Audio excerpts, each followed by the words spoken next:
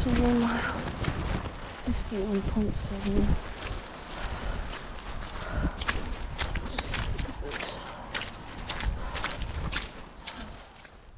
Hey everyone, it's Catalina. I ran this race about a month ago with my mom. This was going to be my second 100 and this was going to be her 11th. And while this one was an unexpected journey for me, it was a really fun one and I hope you guys enjoy.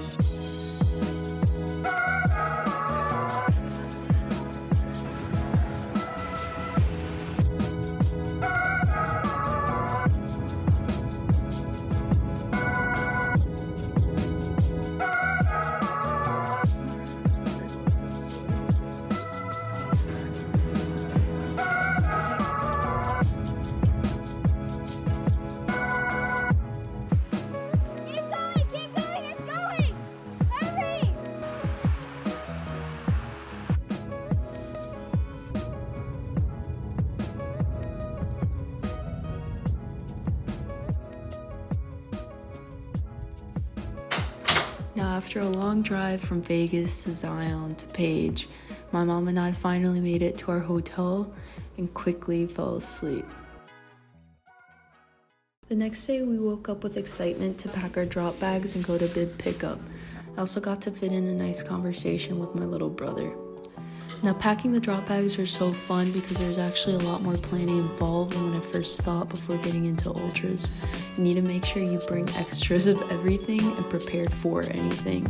So extra clothes, trekking poles, anti-chafing cream, salt sticks, all your nutritional needs, you name it.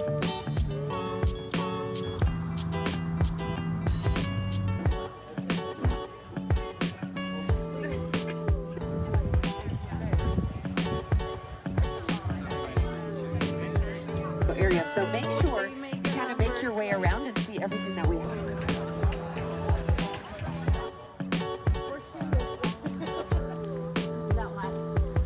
The United States and the low 48s and all through Alaska and Canada.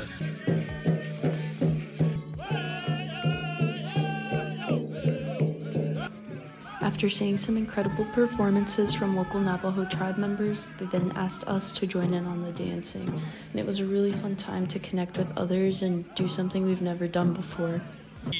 One of the obstacles, he had tied 2 ladders together to get somebody up it.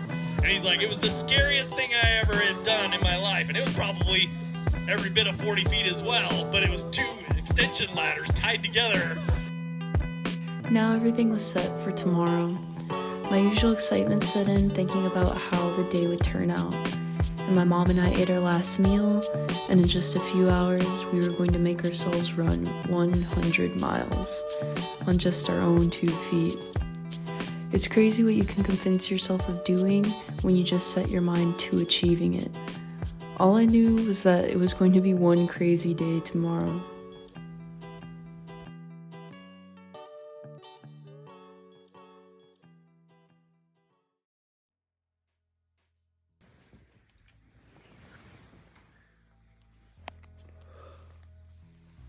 Now heading towards the race, you feel an immensely strong wave of emotions, of nervousness, excitement, happiness, just a whole canister of them stuffed into your heart.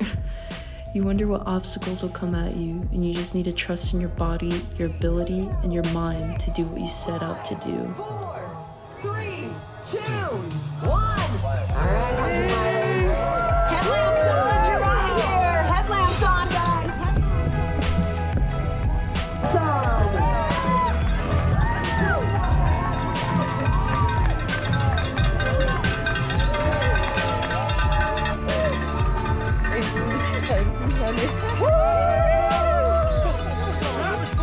Remember those aid stations, come on, vacation. 1 mile down.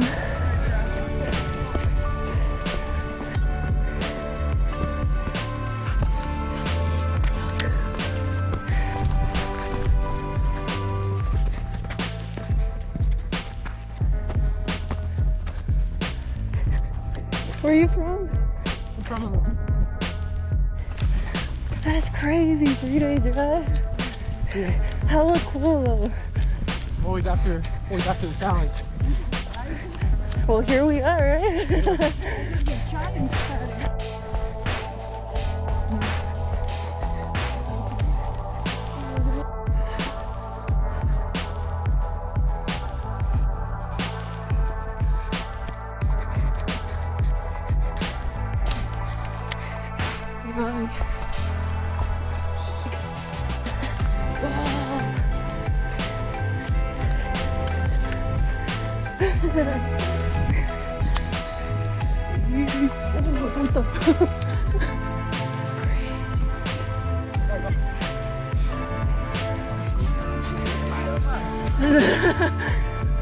Here, dame tu mano. Oh, okay. Thank you. Good job, everybody. Wow.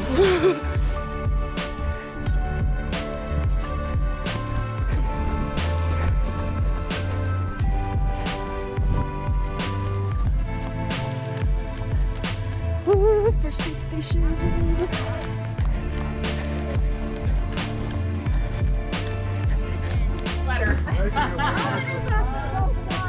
Make sure everybody crosses the mat. Yeah, see, it was just that first cutoff, but I was like, that was hectic. Like you said, the bottlenecks, even up that first climb up, I was like, oh my god.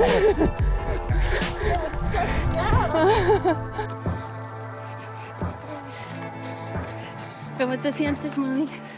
Mama. Those are the hardest 6 miles I have ever done. I broke 2 nails, busted my knee, and a 65-year-old man pushed my butt to get me up the hill. Pretty good, pretty So good. yeah, so far it's been amazing. And 94 miles to go.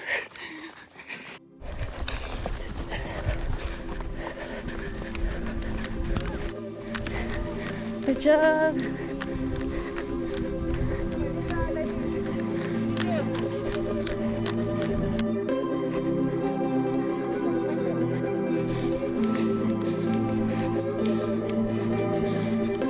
It's hard, man.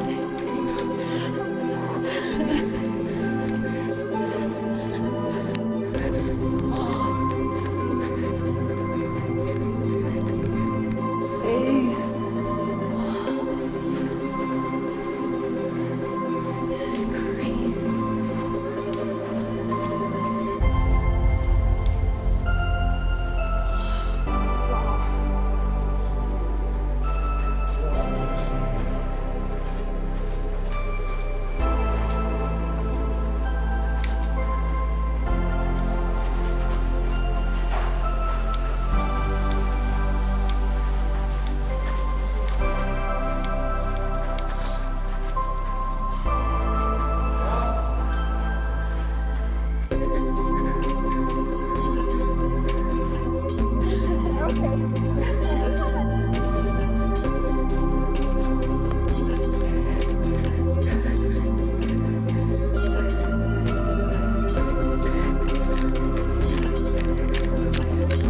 No.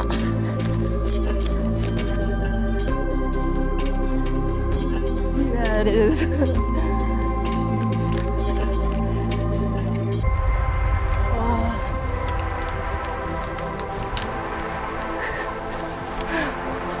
It's nuts.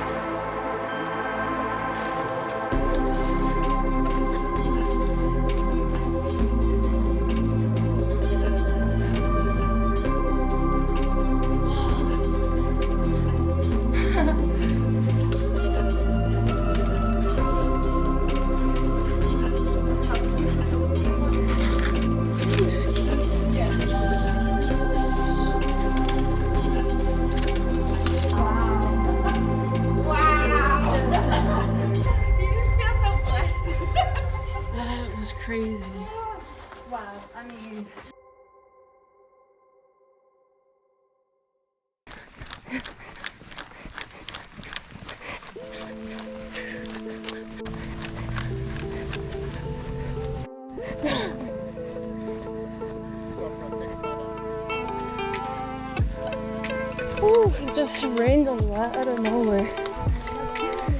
And got cold, yeah. Just slipping and sliding.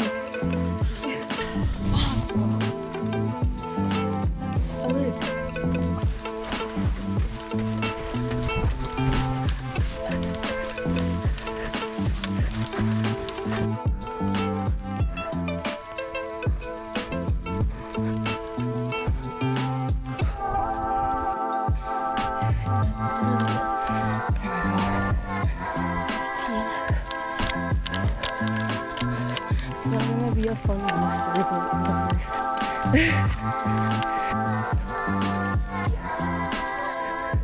I needed a freaking bathroom, bro. Like, so bad.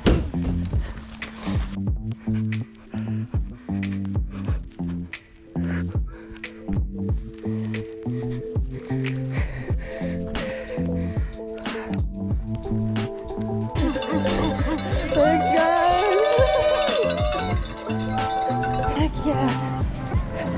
Good job. Drop out.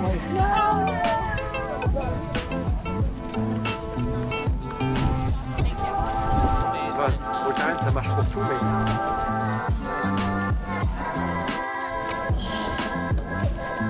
See, this is the one that has the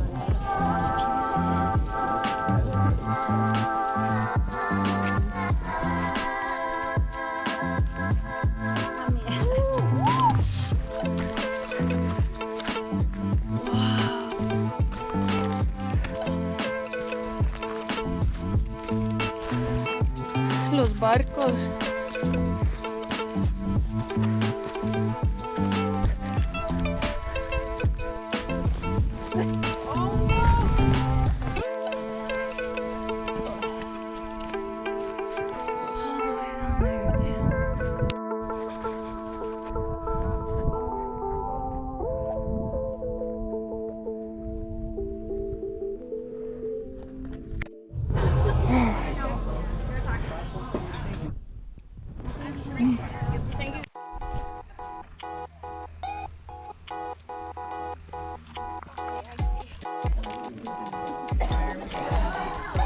Freezing right now.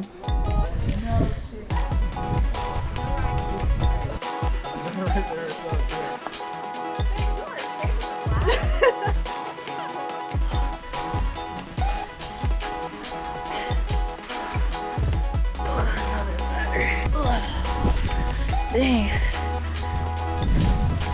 That's a crazy section. Whoa. This is nuts.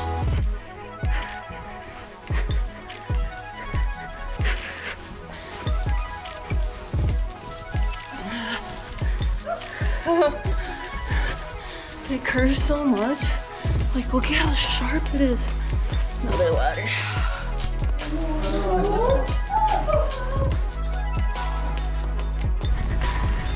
I have almost 29.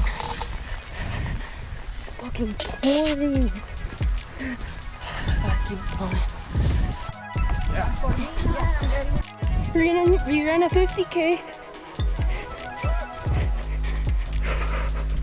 The sun is shining. Hell yeah! That was crazy. That was rough. Right. How long were you waiting at the ladders? 20 minutes? Bye-bye!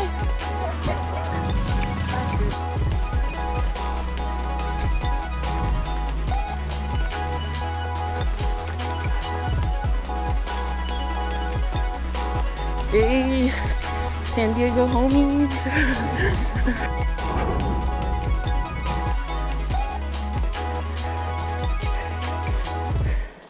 This climb's nuts. What are you guys doing? 100. 100?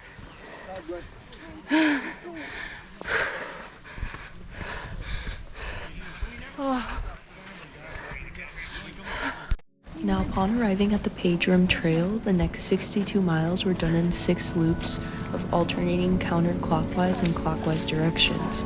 This is where things started to turn really sketchy for me, as the pouring rain hadn't stopped all day and was getting progressively worse.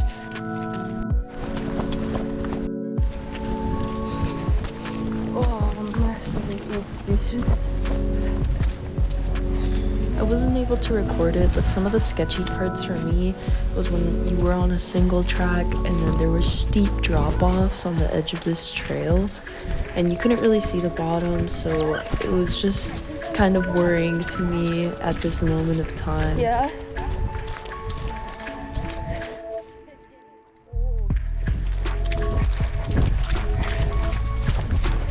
Great job.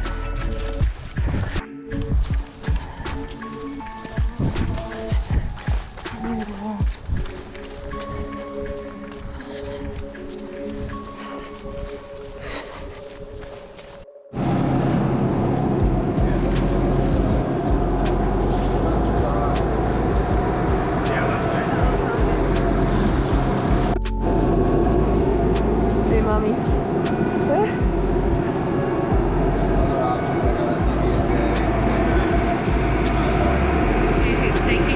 Along this trail, there were cliff drops that range from 30 feet to well over 100 where you can't even see the bottom. I wasn't able to record a ton because I was focused on making sure I didn't slip off these edges. So much water kept accumulating after each loop that waterfalls started forming.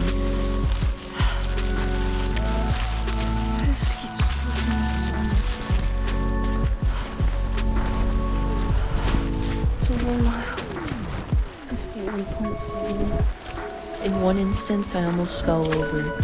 I planted my trekking poles into the mud and tried to run away from the edge, but my shoes were so caked in mud that I simply moved in place. I finally dragged myself from the edge by driving strength into my poles. It was in that moment that I realized how close I was to slipping and falling who knows where. That terrified me because those sections were only getting worse with the worsening weather and my added fatigue. This was only my second time trying a 100, and I truly felt scared that with one slip up, I might hurt myself. So once I got to the next aid station, I was thinking hard about what I wanted to do and decided to trust my gut and call it. I told my mom to forge ahead, that we traveled here to finish this race, and we weren't going to leave without one of us doing it. I told the aid station volunteer I was quitting, and that's when it really sunk in. I sat in a chair they had, which was submerged in all of this mud, and I called my boyfriend in angry tears. I was telling him how upset I was because it felt great. I didn't feel physically or mentally tired at all, that I had so much left in me, but he told me to relax because I made it so far and that he was happy I trusted my instincts. That no matter what, I have nothing to prove because he knows how strong I am. And I think in that moment of sadness and frustration, that was exactly what I needed to hear to ease the pain of quitting then. And so some volunteers were driving me back to the start line to get to my car after I had dropped. And also huge shout out to these volunteers because they're taking time out of their day and night to be able to support us runners and to help us do what we love. On the way back to the start line, they actually told me that soon after my mom and I left one of the last slot canyons that we ran through, they actually closed it down due to flash flooding from all of the pouring rain that day.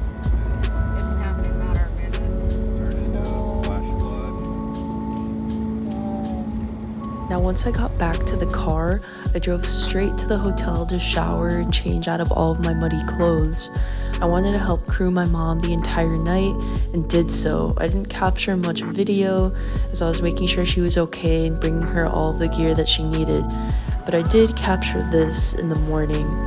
She was really pushing hard to beat the cutoff. Luckily, the race organizers extended it by 1 hour due to the weather, and I really believed that she could do it.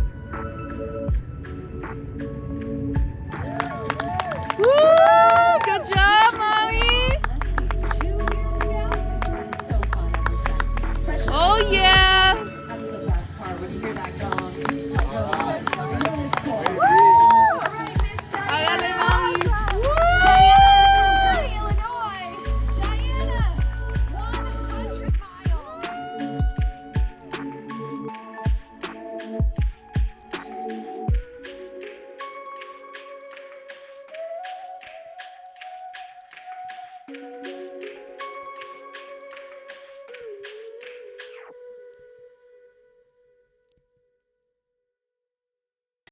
Even though I didn't get the result that I wanted here, I had an incredible time with my mom. I was so happy to be able to see her finish so we can celebrate that together. And these trips mean so much to me because this is a time that I get to spend with my mom. And not many people do this kind of stuff, so you really learn a lot about each other while doing this. And being a full-time student or I'm out working, it's always difficult to find time to spend with your friends and family. So this is just what makes it even more important to me. Now, I learned a lot about myself in this race. Even though I didn't finish, I felt so strong and know that for next challenges, I can overcome them. And if you got this far into the video, thank you so much for watching and hope to catch you on the next adventure.